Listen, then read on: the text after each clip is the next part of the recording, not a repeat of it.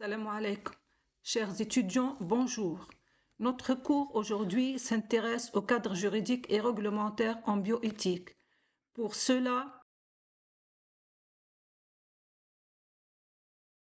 notre cours sera détaillé selon le plan de travail suivant.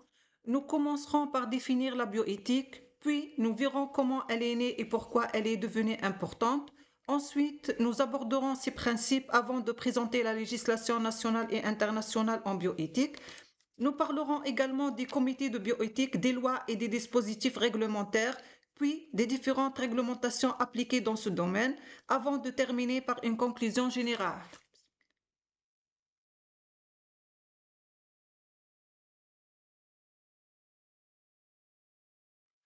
Qu'est-ce que la bioéthique? Donc, le mot bioéthique est composé de deux mots anciens grecs. Le premier mot bios, qui veut dire vie ou vivant, et le deuxième mot ethos, qui a une relation avec morale ou mœurs.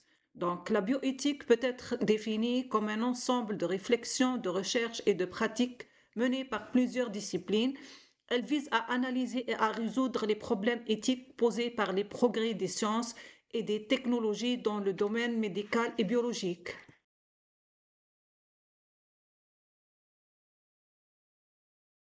La bioéthique est née aux États-Unis dans les années 60 à 70 après la découverte de pratiques médicales non éthiques et des expériences réalisées sur des malades sans consentement, comme l'étude qui a été réalisée sur la syphilis où deux groupes de Noirs américains étaient observés, mais un seul recevait un traitement tandis que l'autre était laissé sans soins.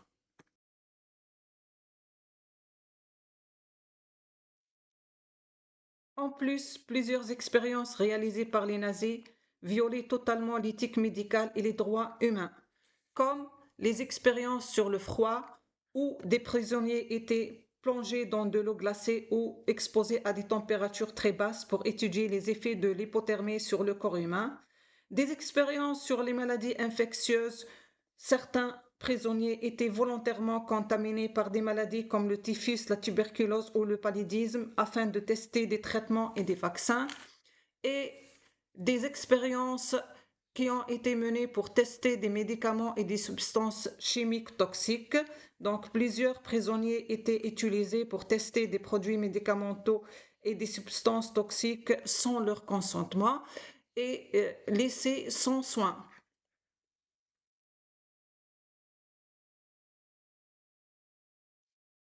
La bioéthique repose sur plusieurs principes. Le premier est le respect de l'autonomie, qui veut dire que chaque personne a le droit de prendre librement les décisions concernant sa santé après avoir été correctement informée.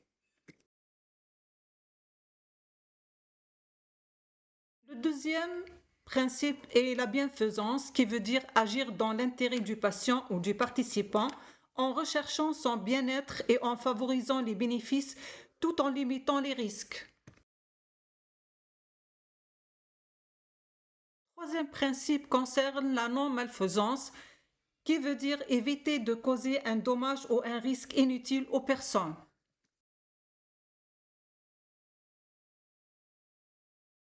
Le quatrième principe concerne la justice, qui veut dire qu'il faut assurer l'équité dans l'accès aux soins, aux traitements et dans la sélection des participants aux recherches. Le dernier principe de la bioéthique est le respect de la dignité humaine. C'est un principe fondamental.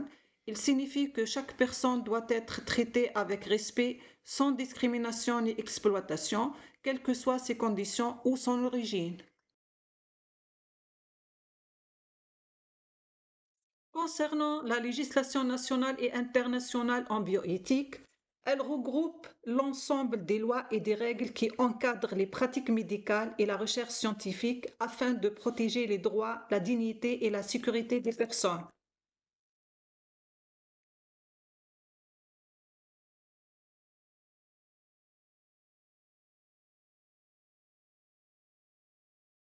Concernant la législation nationale, la bioéthique a été définie en 2018 comme l'ensemble des règles liées à la transplantation d'organes, au don de sang, à l'assistance médicale à la procréation et à la recherche biomédicale.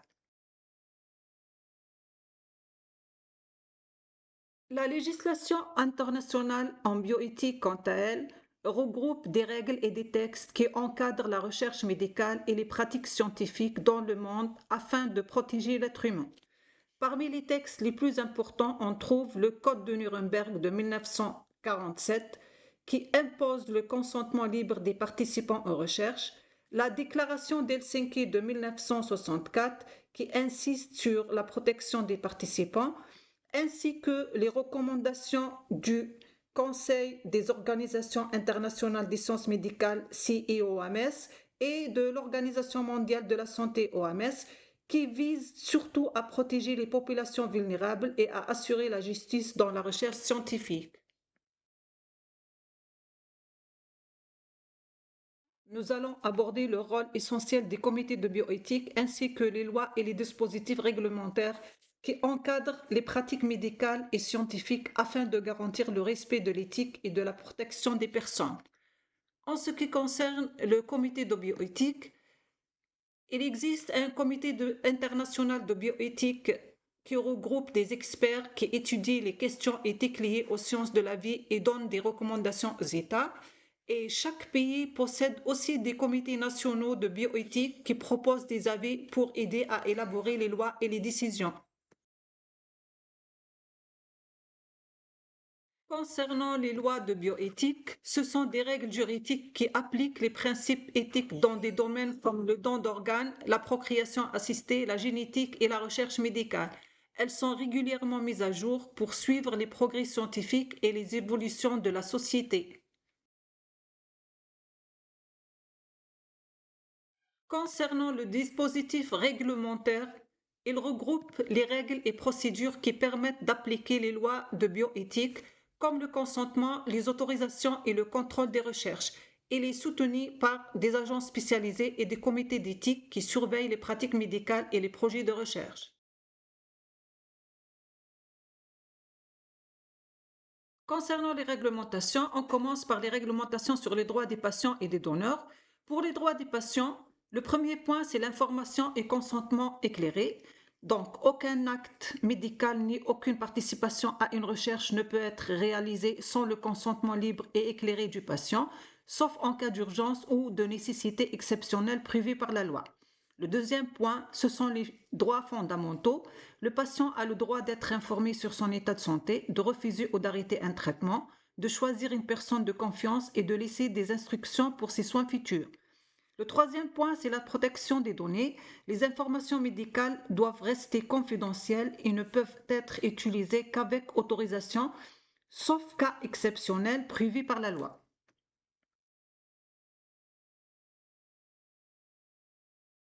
Concernant les droits des donneurs, le premier point, c'est le consentement et liberté.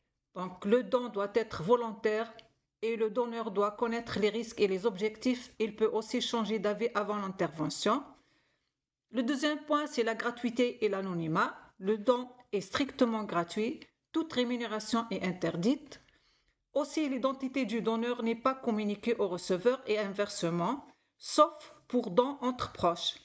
Le troisième point, c'est la sécurité et confidentialité. Le donneur doit être examiné et suivi médicalement, informé des risques possibles et sa vie privée doit être protégée.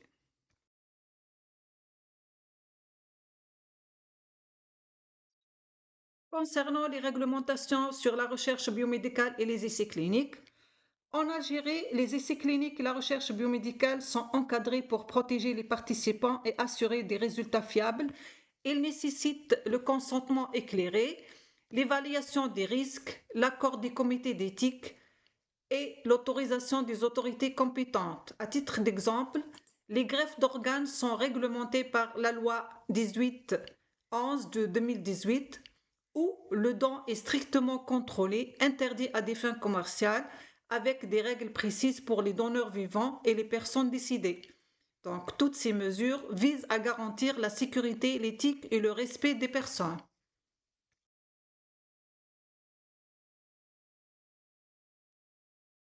Concernant la réglementation sur la protection de l'environnement et de la biodiversité, en Algérie, La protection de l'environnement et de la biodiversité est encadrée par des lois qui visent à préserver la nature et les ressources naturelles, interdire les activités qui peuvent détruire les écosystèmes, la faune, la flore et les paysages.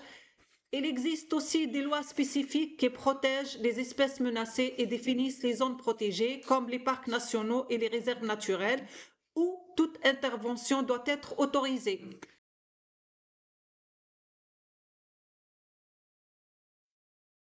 La stratégie nationale repose sur plusieurs objectifs: intégrer la protection de l'environnement dans le développement, lutter contre la pollution, protéger la biodiversité et les espaces naturels, gérer de façon durable l'eau et les sols, mieux gérer les déchets et sensibiliser et former la population. À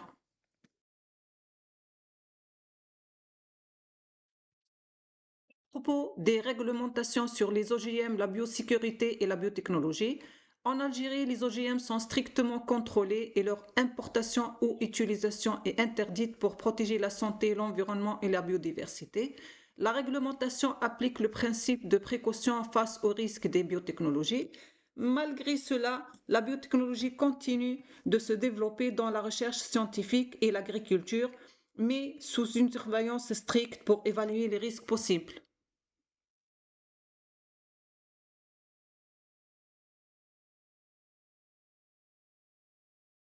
À propos des lois sur la propriété intellectuelle et la confidentialité, elles protègent les inventions, les créations et les données personnelles. En Algérie, elles garantissent les droits des auteurs et des chercheurs grâce à des lois sur les brevets et les droits d'auteur. Elles assurent aussi la protection des données personnelles en exigeant le consentement et la sécurité des informations.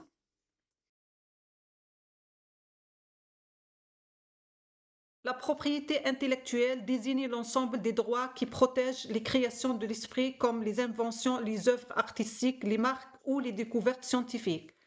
Elle permet aux créateurs et aux chercheurs de protéger leurs travaux contre la copie ou l'utilisation sans autorisation.